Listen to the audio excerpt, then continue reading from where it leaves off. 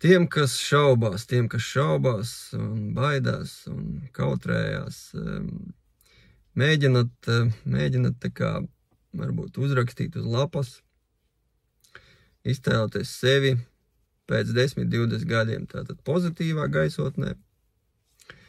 Tātad es sāku mainīt savu dzīvi, tātad pēc 10-20 gadiem, kāds es esmu, ko esmu izdarījis, tātad viss pozitīvais, tātad, ko es sasniedzis, kāds esmu kļuvis. Vienkārši uzrakstiet uz lapas, varat kaut kur uzlikt uz sienas vai vienalga telefonā. Kādam varbūt tieši pretēji varat sarakstīt negatīvās lietas, tātad pēc 10-20 gadiem. Es neko nemainīju savā dzīvē, kāds es būšu pēc tiem 10-20 gadiem, kur es būšu, ko es darīšu, kas notiks, jā, tātad. Ne visai labo pusi sarakstīt, jā, un arī var šādi tieši tāpat vai pie sienas pielikt, vai vienalga. Vai no abus divus vienkārši stabiņā, tātad. Kas būs, ja es sākšu mainīties, vai kas būs, ja es nesākšu mainīties. Ir grūti, es ticu, es esmu tam gājis cauri un turpinu iet cauri. Ir grūti izkāpt no savas komforta zonas, pateikt skaļi citiem savas problēmas. Ir ļoti grūti, bet ticiet man, kad to izdari, paliek tik viegli. Un tad jau vairs nav. Katrs nākamais solis, tas ir jau aizvien vieglāk. Un ir jāsaņemās, ir jāizkāpj ārā no savas kapja. Jā, diemžēl mums vecāki, cik apzināti, cik neapzināti ir iedevuši dažādas traumas, sabiedrība ir uzspiedusi savas normas, un mēs esam izauguši tādi, kādi esam. Mums ir bail atklāties, bail palikt kailiem, ja tā var teikt, jā, bail pateikt, ko es patiešām gribu, jo ko par mani padomās, ko par mani teiks, vai teiks, ka es esmu šitāds, vai teiks, kad, vienalga kas, jā, man kauns, nē, es tā nevaru, un visādi šitādi attaisnojumi, jā, tās ir maskas, tās ir tās sīpola mizas, kas ir mums augušas apkārt, kas mūs žņauc un neļauj būt pašiem par sevi. Bet tiklīdz tu spēr to pirmo solīti, tur ir cita pasaule, tur ir absolūti cita pasaule, cita gaisma, ko mēs redzam. Ir kaut kā sevi jāmotivē, kaut pavisam super maziem solīšiem, nopērkam grāmatu, neesmu es lasījis vispār dzīvē nevienu grāmatu, nekas saņemies, nopērku es to grāmatu, sāku kaut pa vienai lapusītei dienā kaut vai, ļoti pamaziem solīšiem, video YouTube ļoti daudz dažādi, kur var klausīties dažādus cilvēkus, ko viņi ir, kam ir izgājuši cauri kaut kādas pamācības. Aiziet uz baznīcu, vienalga ko, nevajag tikai, kas saka, pūst savā vai rūgt savā kaut kādā jau, tajā biezumos savos, un tas aizvedīs uz nekurieni, diemžēl. Diemžēl, jā, un, protams, var arī, ja ir kautrējās tiešām vai kauns iet publiski, esmu balvos, arī mani kolēģi tepat netālu ir, jā, droši var uzrakstīt manu, uzvanīt, mēs varam sazvanīties, pārunāt arī individuāli, un nekur tas plašāk neaizies. Es piedāvāju gan integratīvu elpošanu, kur mēs varam piekļūt zemapziņas dziļākajiem slāņiem un atrast visādas problēmas, gan fiziskas, gan emocionālas, atbrīvoties blokus un stresus un iegūt daudz kaut ko resursus, idejas, un spēku un jaudu un tā tālāk. Es strādāju arī ar zemapziņu online.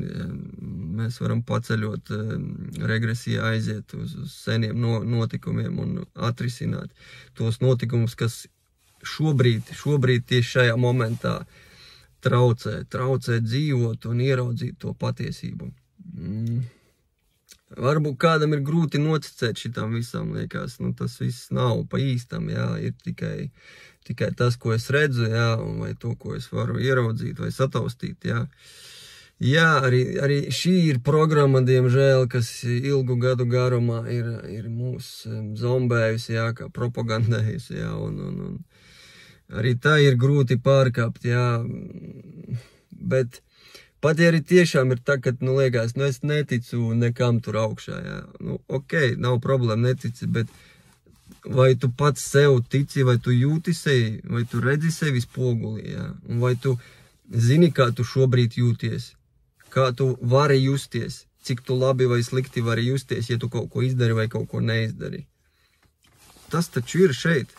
Tu to spēji sataustīt, tu spēji savu seju ieraudzīt un savu elpu tu jūti. Tas ir tik vienkārši, tur nevajag pat aiziet baigajos kosmosos vai baigajās šitajās.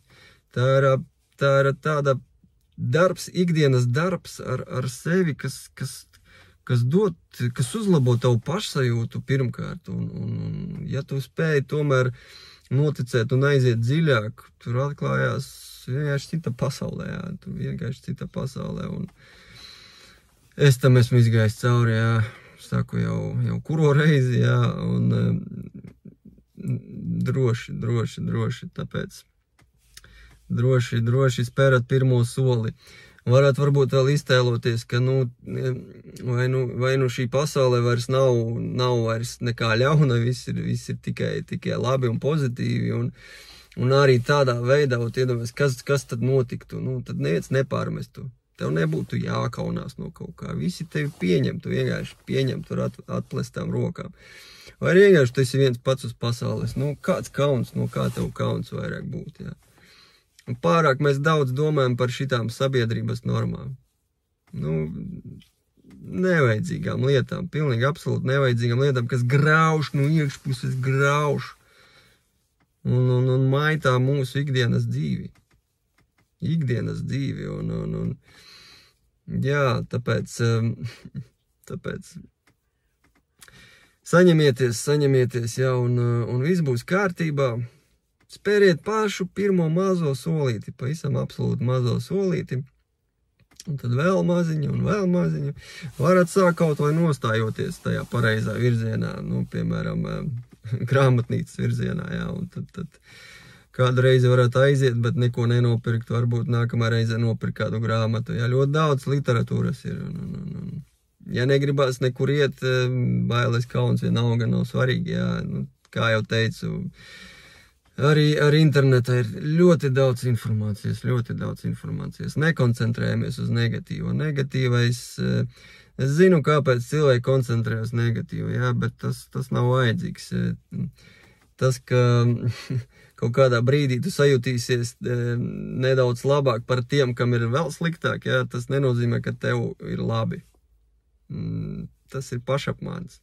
Vispār nevajag koncentrēties ne uz vienu citu. Esi tikai tu pats, tavas domas, emocijas, sajūtas, tavi mērķi un viss.